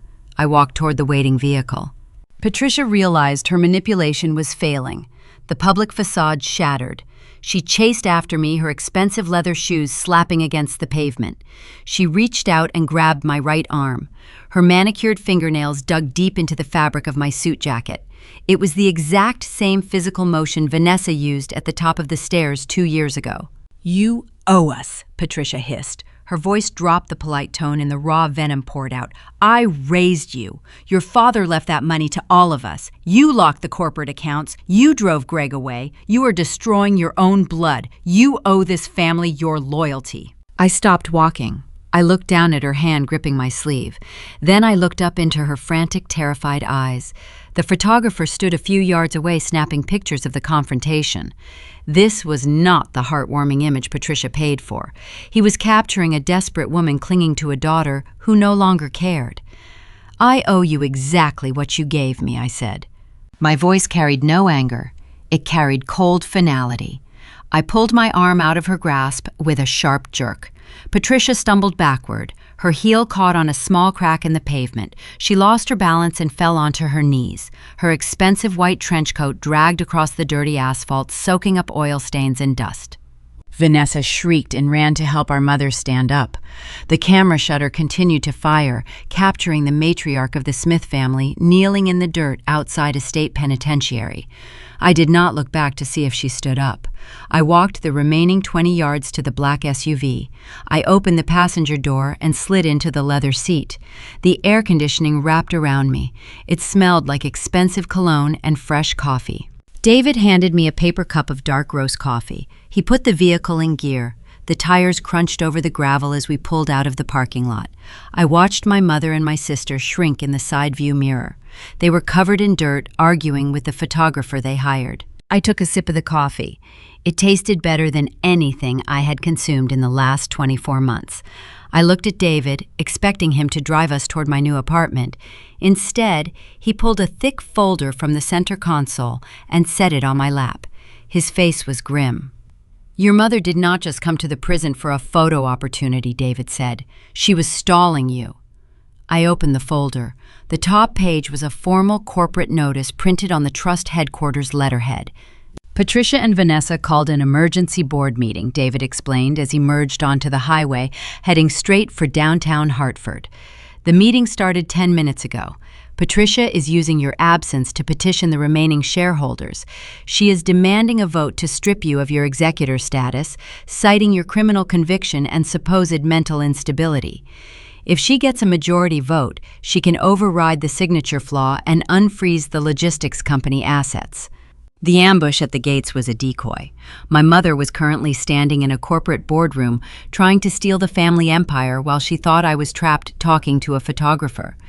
She was trying to finalize the theft before I could reach a bank. "Step on the gas," I told David. "We have a meeting to attend." David steered the heavy sport utility vehicle through the thick morning traffic on the interstate. The Hartford skyline grew larger through the tinted windshield. I sat in the passenger seat reading the emergency corporate summons my mother filed just hours ago. She categorized my prison sentence as a fundamental breach of fiduciary duty. She wanted the board of directors to vote me out, citing moral turpitude. My father handpicked these 12 board members a decade ago.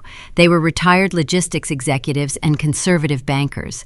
They valued steady dividends and low-risk portfolios above everything else. They did not care about family loyalty or emotional ties. If Patricia convinced them my felony conviction threatened their profit margins, they would strip my voting rights without a second thought. I closed the manila folder. I felt the familiar hum of adrenaline pumping through my veins. I spent 24 months preparing for this exact confrontation. We pulled up to the glass facade of the trust headquarters. My father built this commercial structure from the ground up. The steel letters above the entrance gleamed in the morning sun. I stepped out of the vehicle. My dark-tailored suit fit perfectly, giving me the armor I needed to face the people who threw me away. David walked one step behind me, carrying his thick leather briefcase. We entered the main lobby. The air conditioning rushed over us, smelling of polished stone and expensive espresso. The front desk receptionist looked up from her computer screen and froze. She recognized me instantly. 2 years ago, she watched the local police escort me out of this very building to search my office files. Today, she watched me walk straight toward the private executive elevator. I did not stop to sign the guest registry. I pressed the call button. The polished steel doors slid open. We rode up to the top floor in total silence. Patricia and Vanessa had somehow beaten us to the office. They must have driven recklessly from the prison, ignoring traffic laws to secure their tactical advantage. I stepped off the elevator and walked down the plush, carpeted hallway.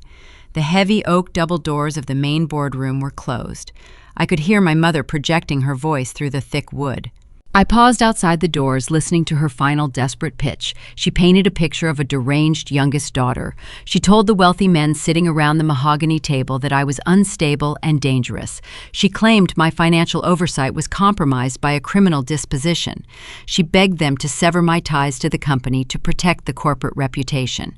She promised them increased quarterly payouts the moment they handed her total control. Vanessa chimed in, supporting the lies. My older sibling played the role of the terrified victim. She told the board she feared for her physical safety if I remained involved in the business operations.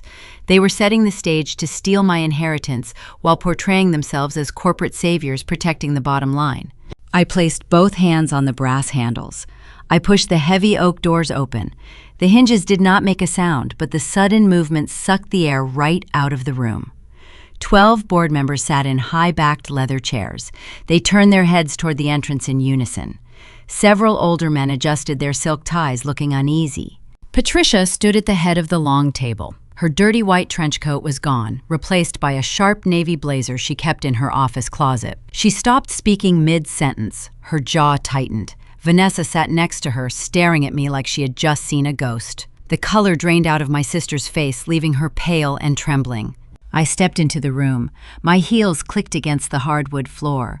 The sound was steady and rhythmic, echoing in the vast space. I did not look at the board members. I kept my eyes locked on the woman standing at the head of the table. I remembered the nights I spent shivering on a thin prison mattress, dreaming of this exact moment. The fluorescent lights overhead felt warm compared to the cold concrete cell I left behind. Patricia recovered from her shock quickly. She pointed her index finger at me. Her polite society mask slipped, revealing pure panic underneath. She raised her voice, demanding the 2 private security guards standing near the window take immediate action. She ordered them to remove the convicted felon from the premises before the meeting continued. The guards hesitated. They knew my father well. They remembered the long hours I worked keeping this company profitable. But Patricia screamed her commands, threatening to terminate their pensions if they did not physically drag me out of the boardroom. The taller guard took a reluctant step forward, reaching for his radio. David stepped in front of me, blocking the guard's path. My attorney reached into his breast pocket and pulled out a folded legal document. It was stamped with a prominent blue judicial seal from the federal courthouse. David handed the paper directly to the senior corporate counsel sitting near the front of the table. David spoke with the clear, precise diction of a predator cornering its prey. He announced the reality of the situation to the silent room. His tone was cold and clinical. He stated that a federal judge had just signed an emergency injunction early this morning. The order reinstated my full executor privileges and suspended any pending votes regarding my equity. He cited the specific corporate statutes that protected my shareholder rights during a period of wrongful incarceration. The senior corporate counsel reviewed the document. He traced the judge's signature with his pen. He looked up at Patricia and shook his head, confirming the mandate was legally binding. David turned his attention back to the security guards. He warned them that laying a single finger on me would result in an instant civil rights lawsuit and personal battery charges. The guards backed away, retreating to their posts near the window. The power dynamic in the room flipped in a matter of seconds. The board members shifted uncomfortably in their seats, realizing Patricia had lost her leverage. I walked the length of the table. I ignored my sister, who was now breathing heavily, clutching her designer handbag. I stopped right in front of Patricia. She tried to maintain her authoritative posture, but her shoulders sagged. She stepped back, yielding the space. I took my rightful seat at the opposite end of the mahogany table. I folded my hands, resting them on the polished wood. I stared my mother down. The silence in the room stretched out, feeling heavier with every passing second. Patricia realized she could not force me out. She realized she had no power left to wield. But I was not there just to reclaim my chair. The boardroom ambush was only the opening move. David placed his heavy leather briefcase on the table right in front of me. The loud snap of the metal latches echoing in the quiet room made Vanessa flinch. The board members leaned forward, anticipating the next revelation. I opened the lid, preparing to show these wealthy executives exactly who they were doing business with. The boardroom felt like a tomb. 12 pairs of eyes watched my every move. These were wealthy, powerful men who spent their lives calculating risk. They sat in their high-backed leather chairs, expecting a chaotic scene. They anticipated a disgraced former employee yelling and throwing accusations. I gave them the exact opposite. I gave them cold, sterile precision. I placed both hands on the brass latches of my leather briefcase. The metal clicked open. The sound echoed off the wood-paneled walls. For 2 years, I scrubbed prison floors and ate stale bread while these people sat in this exact room listening to my mother paint me as a monster. Today, the painting burned. I reached inside and pulled out 3 thick manila folders. The heavy cardstock felt solid between my fingers. I did not rush. I took a slow breath, letting the silence stretch. I picked up the first folder and pushed it down the center of the polished mahogany table. It slid effortlessly, stopping inches away from the senior corporate counsel. He was an older man who served my father for 2 decades. He prided himself on integrity. He always treated me with respect before the trial. "Open it," I instructed. My voice stayed level and calm. The senior counsel hesitated for a fraction of a second. Then he flipped the cardboard cover. Inside rested the unedited financial ledgers from the family trust. I had highlighted every single fraudulent wire transfer in bright yellow ink. I attached the incorporation documents for the Delaware Shell Company. I included clear copies of the forged vendor invoices. The signatures belonging to Patricia and Vanessa were visible for everyone to see. The older man read the first page. His breathing hitched. He flipped to the second page and his face turned pale. He passed the stack of papers to the board member sitting on his left. Gasps rippled around the long table. These executives despised scandal. Looking at hard documentary evidence of a $2.5 million embezzlement scheme made their stomachs turn. They were fiduciaries. They knew the legal liability sitting on that table. They looked up at Patricia. The quiet respect they held for the widow of their founder evaporated. They understood instantly that she called this emergency meeting to conceal a federal crime. She tried to make them complicit in her cover-up. Patricia opened her mouth. She tried to form a defensive sentence, but the words died in her throat. She looked at the senior counsel, pleading for him to listen. He just held up his hand, demanding her silence. He did not want to hear another lie. I picked up the second folder. I pushed it diagonally across the smooth wood. It stopped right in front of Vanessa. My older sister stared at the yellow cover like it was a venomous snake. She knew her husband was packing his bags at a hotel. She just did not know the full extent of his betrayal. "That is for you," I told her.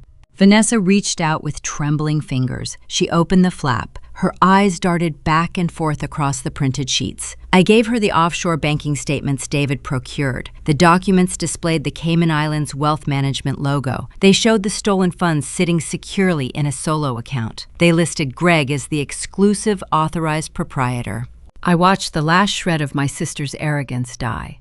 On the very last page of that folder, I included a printed copy of the electronic airline itinerary, a one-way first-class seat to Grand Cayman departing this evening. Vanessa went ghost white. The reality of her situation hit her with crushing force. Her charming husband did not just steal from the trust, he stole from her. He used her signature to commit wire fraud. He engineered the entire scheme to leave her holding the liability. Her perfect marriage was a calculated extraction process. She dropped the papers onto the table. Her hands shook so hard her diamond rings rattled against the wood. She looked around the room seeking sympathy but found only cold, hard stares. I picked up a third folder. I looked at the woman standing at the head of the table. Patricia watched her golden child fall apart, but she still thought she held the moral high ground. She still believed I pushed a pregnant woman down a staircase. She still justified her perjury by telling herself she was protecting an unborn grandchild. She built a fortress of righteous indignation to excuse her own theft. I slid the third folder directly to my mother. "Read the triage report," I said.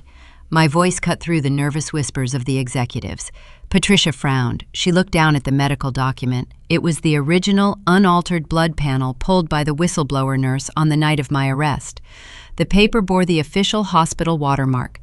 Patricia scanned the laboratory results. She saw the timestamp. She saw Vanessa's patient identification number. Her eyes locked onto the pregnancy hormone levels. 0. "There was no baby," I announced to the silent room. The hormone levels were 0. My sister staged a fall to stop a financial audit. She faked a miscarriage to put me behind bars, and you took the witness stand and committed perjury to protect her. Patricia stared at the paper. Her hands began to shake uncontrollably. The devastating truth washed over her face, destroying her entire reality. She looked at Vanessa in pure, unadulterated horror. She risked her own freedom. She destroyed her youngest daughter. She lied under oath in a court of law and sent me to a concrete cell. She sacrificed her own flesh and blood for a phantom pregnancy. The noble sacrifice she told herself she made was a cheap theatrical trick. "You told me you were pregnant," Patricia whispered. The betrayal in her voice was raw and hollow. It echoed in the vast, quiet space of the corporate boardroom. The alliance shattered right in front of my eyes.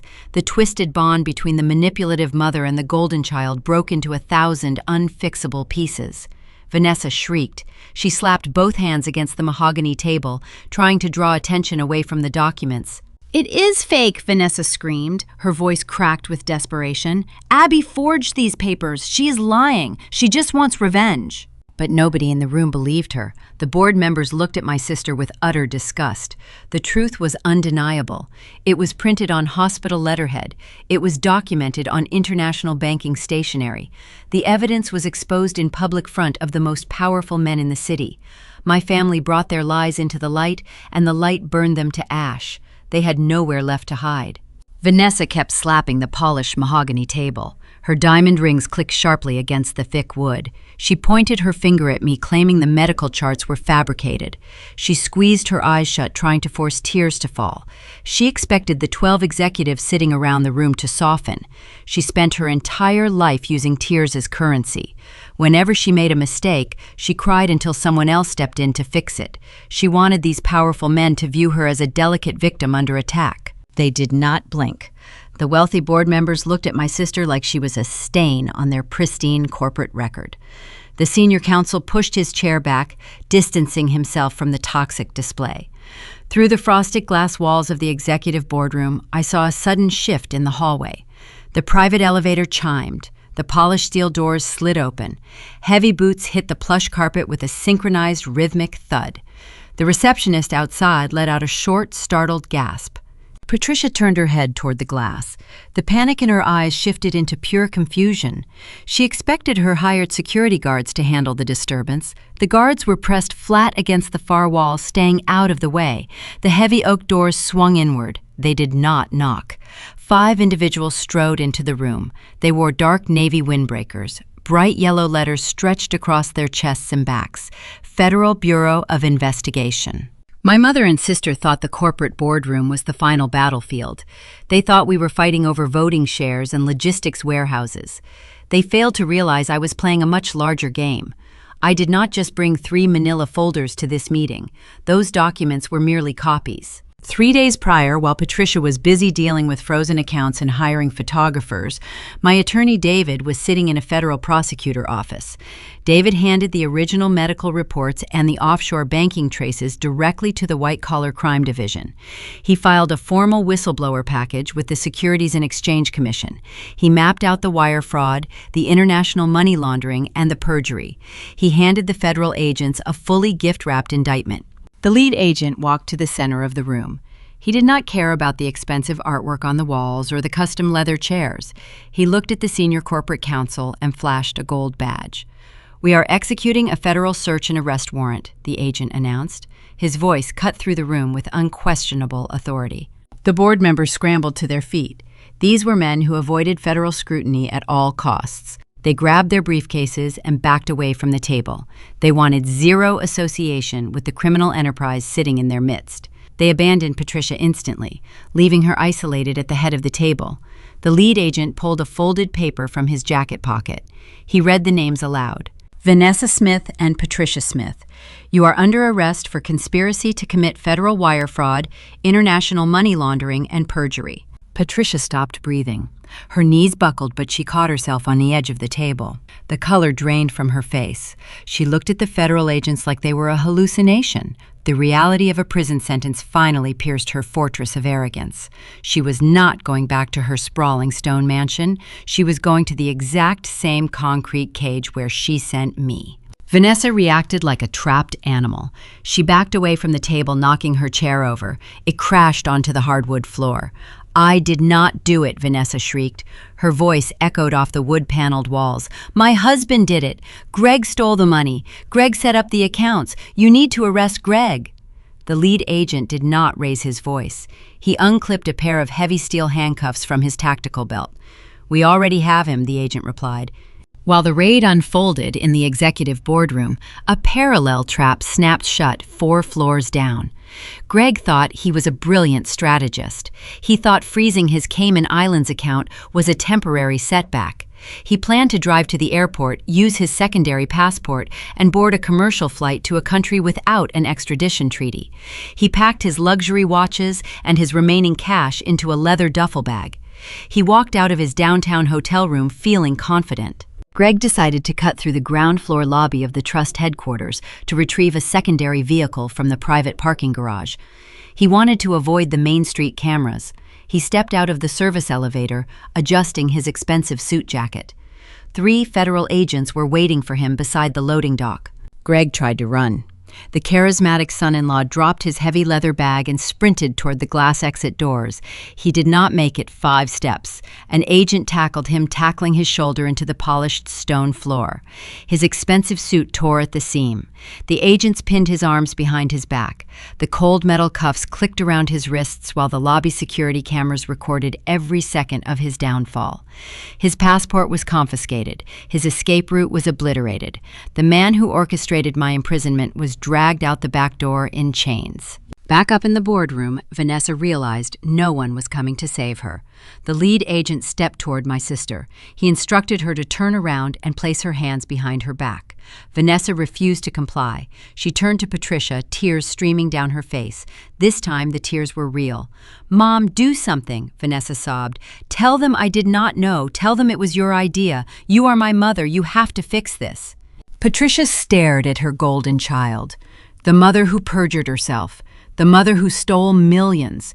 The mother who sacrificed her youngest daughter to maintain an illusion, finally had nothing left to give. Patricia could not write a check to make the federal agents disappear. She could not call a favor from a country club friend. She was powerless. She stood frozen at the head of the table, watching the consequences arrive. The agent grabbed Vanessa by the wrist. He twisted her arm behind her back with practiced efficiency. Vanessa let out a sharp cry of pain.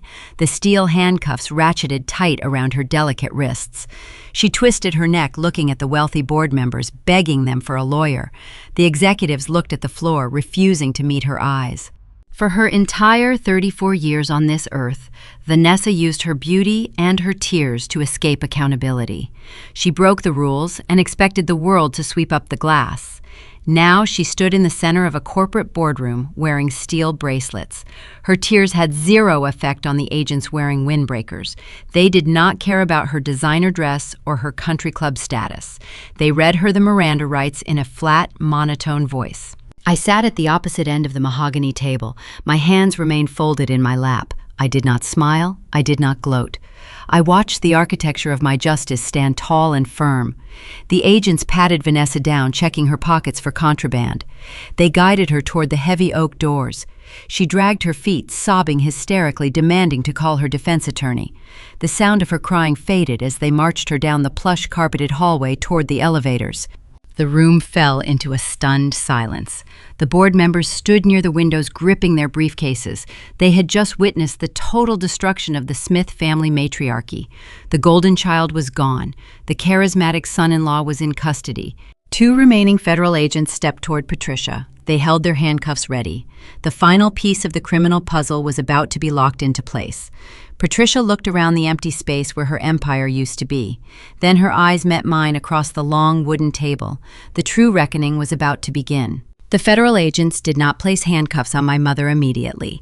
The lead investigator pressed 2 fingers against his earpiece, listening to a dispatch transmission. He held up his hand, signaling his team to wait. The specific federal warrant for Patricia required a final signature from the district magistrate regarding the perjury charges. That clerical delay created a temporary vacuum in the executive boardroom. The glass walls reflected the flashing red and blue lights from the police cruisers gathering down on the street level. Patricia watched the doors swing shut behind Vanessa. Her golden child was gone. Her son-in-law was in custody. The wealthy board members stood in the corners of the room, refusing to offer any assistance. My mother was entirely isolated. The grand matriarch of the Smith family empire had no soldiers left to command. Her knees gave out. She collapsed into the high-backed leather chair at the head of the mahogany table. Her sharp navy blazer wrinkled against the armrests. She buried her face in her hands. Her shoulders heaved. A loud, wretched sob echoed across the quiet space. She lowered her hands and looked across the long wooden table at me. Her makeup was smeared. Her eyes were red and swollen. Patricia realized intimidation would no longer work. The federal agents were standing right behind her. She could not threaten my career or leverage my inheritance.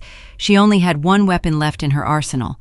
She deployed the most manipulative tactics she owned. A mother shedding tears for her child. Patricia leaned forward, gripping the edge of the polished wood. She directed her voice solely at me, ignoring the executives and the law enforcement officers in the room. "Abigail, please," Patricia begged. Her voice cracked with manufactured anguish. "You have to listen to me. I did not know the extent of the theft. Greg manipulated us. He controlled the bank accounts. He lied to me every single day. I am an old woman who trusted the wrong man to handle the finances after your father passed away." I sat perfectly still. I did not break eye contact. I let her spin her web of desperate excuses. "And Vanessa lied to me," Patricia continued, crying harder now. She threw her own favorite daughter under the bus without a second thought. "Vanessa told me she was pregnant. I swear to you, Abigail, I believed her. I thought you attacked her on those stairs. I thought I was protecting an innocent baby. I was just trying to protect my family. You are my flesh and blood. You are my daughter. You have to tell these agents this is a misunderstanding.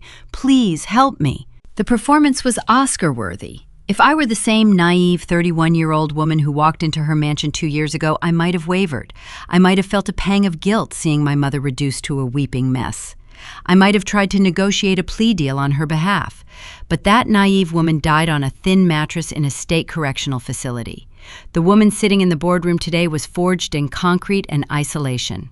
I did not flinch. I did not shed a single tear. I looked at the pathetic figure slouched in the chair. "I lost 2 years of my life to your protection," I stated.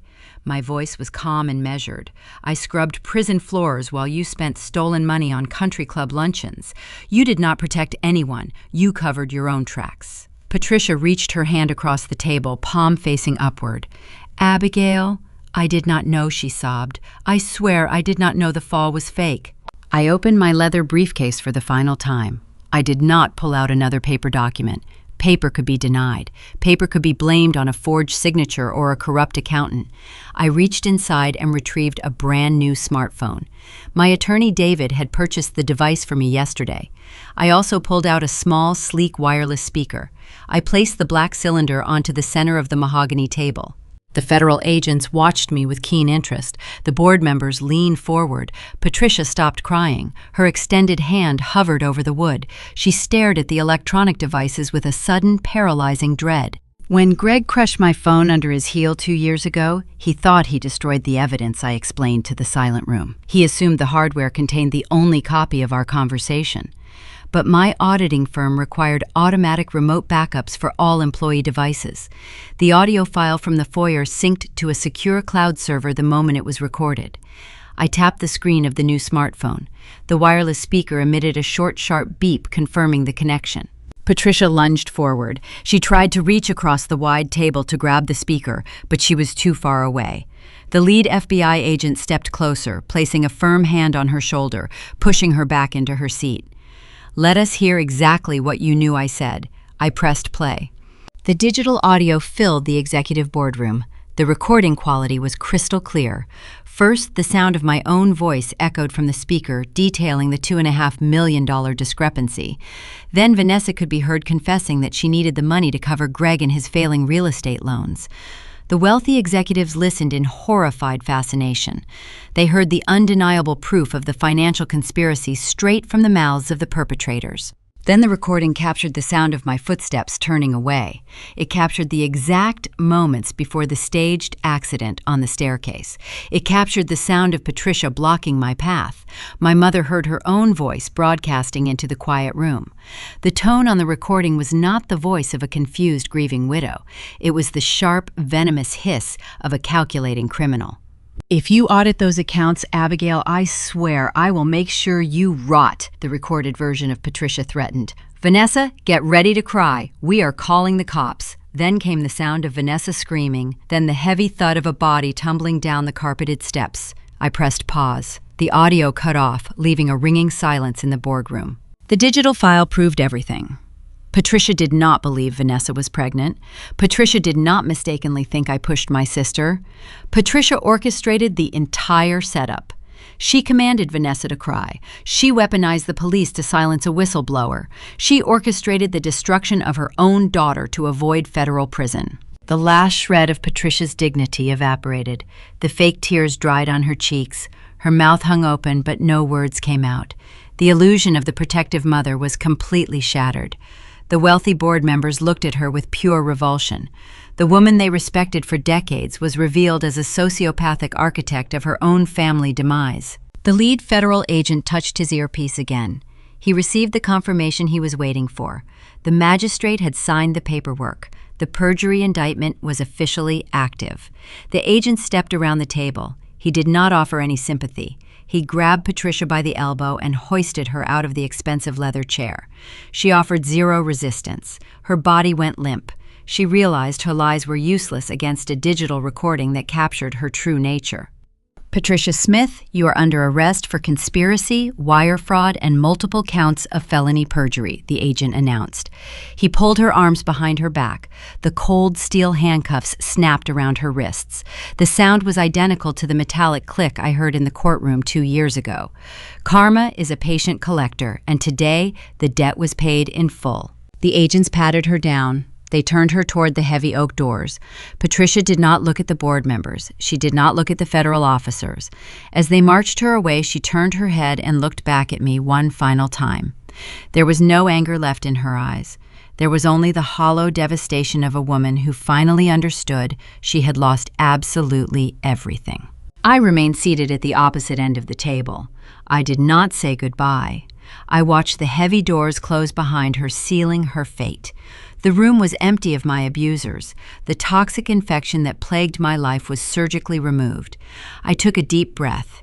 The air in the corporate headquarters finally felt clean. I had one last task to complete before I could truly start my new life. The company still needed an executor, and the board members were waiting for my instructions. I turned my attention back to the 12 men sitting around the mahogany table. They were still staring at the empty doorway where the federal agents had just marched my mother out in handcuffs. The boardroom was dead silent. I stood up from my chair at the end of the table. I instructed the senior corporate counsel to draft the necessary paperwork to permanently lift the escrow freeze on my 30% voting equity. The executives did not argue. They nodded in unison. They recognized who held the reins of the Smith family empire. I picked up my leather briefcase and walked out of the building, leaving the remnants of my toxic family history behind me. 18 months passed since the morning of the FBI raid. The federal justice system moves slowly, but it grinds its targets into very fine dust. I attended the sentencing hearings not out of a desire for closure, but to verify the final accounting. Greg tried to negotiate a plea deal. The charismatic son-in-law sat in an interrogation room offering to trade information for a lighter sentence. The federal prosecutors laughed at him. They already possessed the Cayman Islands banking traces, the forged vendor invoices, and the recovered audio recording. Greg had zero leverage. The government seized the $2.5 million sitting in his offshore vault. The judge handed him a 10-year sentence in a medium-security federal prison. He traded his custom-tailored Italian suits for a standard-issue khaki uniform. Vanessa faced a similar fate. During her final court appearance, my older sister attempted one last theatrical performance. She stood before the federal judge and wept. She dabbed her eyes with a tissue and claimed she was manipulated by her husband and her mother. She begged the court for leniency, citing her fragile emotional state. The judge presiding over the case was a stern older woman with zero tolerance for perjury. The judge looked right through my sister. She stated that staging a miscarriage to send an innocent relative to jail was one of the most calculated acts of cruelty she had ever witnessed from the bench. Vanessa was sentenced to a decade behind bars. The golden child finally learned that her tears held no currency in the real world. Patricia avoided the maximum prison term by pleading guilty to the lesser fraud charges, but her punishment arrived in a different form: total financial ruin. The federal government fined her heavily. The civil court stripped her bare to pay restitution back to the family trust. The local bank foreclosed on the sprawling stone mansion. The imported oak trees, the marble foyer, and the luxury vehicles were auctioned off to the highest bidder. My mother lost her most prized possession. She lost her social standing. The wealthy country club friends she spent her entire life impressing abandoned her overnight. Nobody called to offer their sympathies. Nobody invited her to charity luncheons. In the eyes of the Connecticut elite, Patricia ceased to exist. She currently lives in a tiny studio apartment located next to a noisy commercial highway. Her only window overlooks a discount grocery store parking lot. Once a month, I receive a handwritten letter forwarded through my legal department. The envelopes arrive on cheap lined paper. The handwriting is always shaky. Patricia writes page after page begging for forgiveness. She asks me to visit her. She asks for a small monthly allowance to help her pay for basic utilities. She writes that family should stick together during hard times. I do not read the letters anymore. I drop them unopened into the paper shredder in my home office. Forgiveness is a gift for people who demonstrate genuine remorse. My mother is only sorry that she got caught. I owe her nothing. I legally seized full control of the family trust and the remaining estate assets. I spent the last year stabilizing the logistics company. Without Patricia and Vanessa draining the accounts to fund their lavish lifestyles, the business profit margins doubled. I protected my father's legacy by running the firm with transparency and integrity. The board of directors respects my authority because I lead with facts rather than emotional manipulation. I did not move back into the opulent neighborhood where I grew up. I used my own earned salary to purchase a beautiful new home in a quiet Connecticut suburb. The house does not have a grand staircase or a long gated driveway. It features a simple wraparound porch, a large green yard, and sturdy oak floors. It is a home built for comfort rather than a stage designed for public performance. It is a Saturday morning in late spring. I am sitting on my front porch wearing comfortable jeans and a soft sweater. The sun is shining through the maple trees. I hold a ceramic mug filled with dark roast coffee. I am not sitting alone. David sits in the wicker chair next to me. The ruthless corporate attorney traded his sharp Manhattan suit for a casual button-down shirt. He visits once a month to review our corporate legal strategies, but today we are just enjoying the morning breeze. Brenda sits on the porch swing across from us. She is the former emergency room triage nurse who refused to falsify Vanessa's medical charts. When she handed David the original blood panel, she risked her entire livelihood to expose the truth. I did not forget her sacrifice. The moment I assumed control of the family trust, I opened a new corporate division focused on healthcare investments. I hired Brenda as our lead medical consultant. I tripled her previous hospital salary and provided her with full executive benefits. She no longer works grueling night shifts at a low-income clinic. She dictates her own schedule and manages a team of researchers. We laugh about a terrible joke David just told. The sound of our laughter floats across the front yard. I look at the two people sharing coffee on my porch. They are not related to me by genetics. They do not share my last name, but they stood by my side when the people who shared my blood tried to bury me alive. They are my chosen family.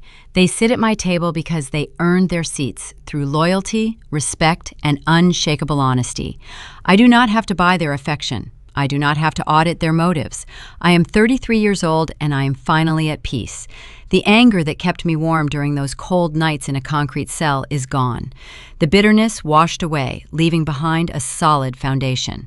If you are listening to this story and you are carrying the heavy burden of a toxic family, I want you to remember one crucial truth. Blood might give you a history, but it does not give them the right to destroy your future. Sometimes the only way to heal a family is to cut out the infection and rebuild the house yourself. You do not have to set yourself on fire to keep your relatives warm. You have the right to walk away from anyone who treats your existence as a transaction. Thank you for spending your time with Grape Vengeance today. If Abigail's journey resonated with your own experiences, please drop a comment below and share your thoughts. Have you ever had to walk away from people who took advantage of your loyalty? Let us know in the comments section.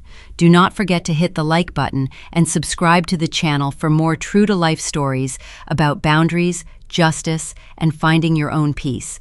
I will see you in the next video.